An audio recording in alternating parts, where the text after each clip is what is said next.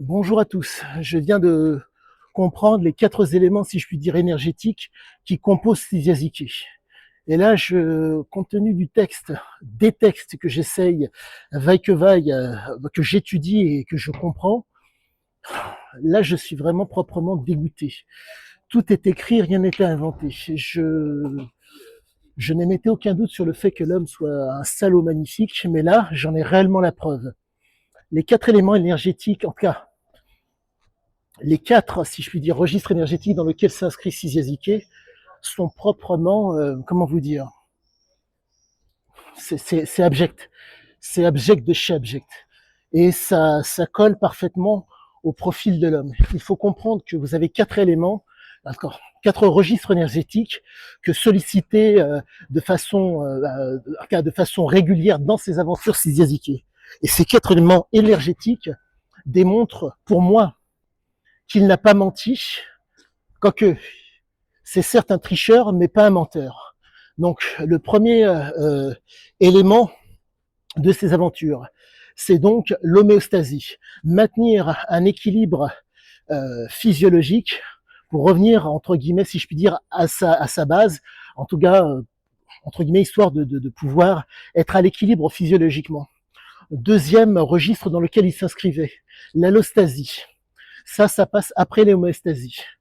Compte tenu du fait que c'est un homme qui est coutumier des substances, on se retrouve face à un type donc qui cherche à avoir un équilibre, si je puis dire, en utilisant des substances.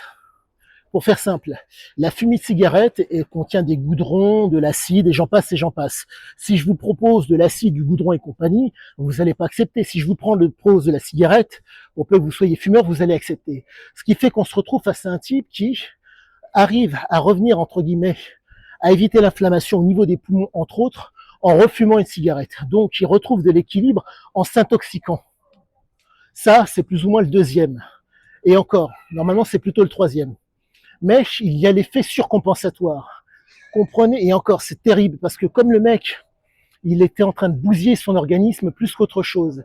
Vous avez un effet qui est proprement hallucinant, l'effet surcompensatoire. Pour faire simple, à force d'entraînement ou de faire quelque chose, vous, si je puis dire, vous descendez assez bas par rapport à votre pratique au niveau physiologique pour repartir d'autant plus haut. Donc là, vous avez un effet surcompensatoire que pratiquer Sizyaziki.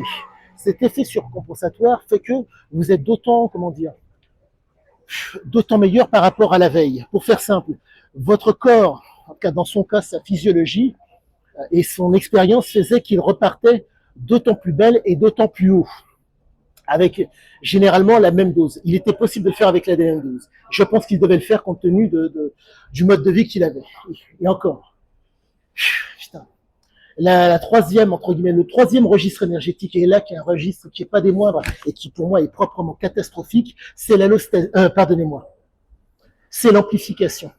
Pour faire simple, les circuits étaient tellement sollicités qu'à un moment donné, il y a une surcompensation. Pardonnez-moi. Certes, une surcompensation, mais une surcompensation qui amène, à un moment donné, pardonnez-moi, une amplification. Sursollicitation des systèmes qui font qu'il y a une amplification. Cette amplification ne peut durer qu'un temps donné. On est face à quelqu'un qui nous explique par le menu comment faire pour, entre guillemets, être d'autant plus fort avec des éléments négatifs. Comprenez qu'on est face à un type qui ne recommence pas 2 fois la même chose. La raison est très très simple. Premièrement, l'homéostasie. Il devait la respecter. En un mot, essayer de revenir un tant soit peu quand ça devenait critique, revenir à quelque chose qui puisse lui permettre de s'enfuir, en tout cas retourner à la normale pour un tant soit peu résister à la fatigue. Deuxième élément, la fameuse surcompensation qui vient juste après l'homéostasie. Il y a, entre guillemets, si je puis dire, le test qu'il faisait par rapport à ce qu'il pratiquait, qui faisait que derrière, il y avait une surcompensation. Donc, il était en mesure de repartir de plus belle. La logique aurait voulu qu'il fasse avec des produits, si je puis dire, avec la même quantité de produits. C'est tout à fait possible, mais le problème est le suivant, c'est qu'à un moment donné, les organes prennent un coup. Prise de cocaïne, prise de ce que bon vous semble, mais les organes prennent un coup. Donc, ça, c'est l'effet surcompensatoire avec les substances et avec, si je peux dire, le mode de vie qui allait avec. Troisièmement, vous avez donc, excusez-moi, Troisièmement, vous avez donc, ah, excusez-moi, excusez-moi, l'homéostasie, l'effet surcompensatoire, non, c'est même pas l'effet amplificatoire, misère, excusez-moi, l'homéostasie, l'homéostasie, la surcompensation, l'allostasie, oui, l'allostasie, qui fait que là, on se retrouve donc euh, au-dessus de au-dessus de la surcompensation, qui fait qu'on se retrouve avec des éléments, qui va chercher à retrouver l'équilibre, avec des éléments négatifs pour être un tant soit peu bien pour continuer son aventure. Et quatrième élément, l'amplification. Et là, je suis proprement dégoûté. Tout démontre que l'homme ne nous a pas menti, il a induit personne en erreur. C'est proprement dégoûtant de chez dégoûtant. Et vraiment, j'ai l'intime conviction qu'il n'a pas menti.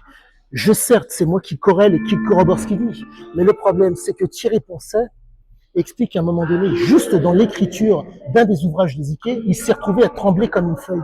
Parce ça faisait facilement, de mémoire, 7 jours et 7 nuits qu'il ne dormait pas. Putain. À tous. À bientôt pour la suite.